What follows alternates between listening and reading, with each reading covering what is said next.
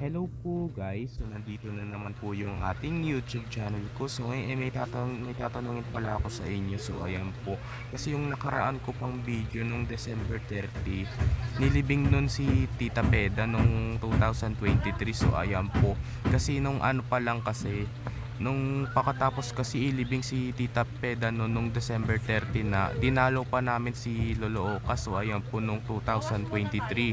So ayan po kasi nakalimutan ko videohan. So ayan po. So okay lang yan guys. So ano lang.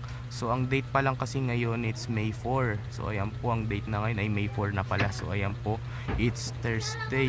Ay mali, it's Saturday pala. So ayan po, walang pasok.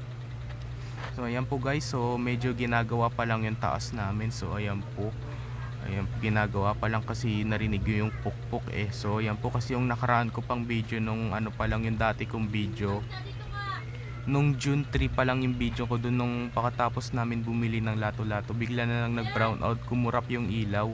So ayan po.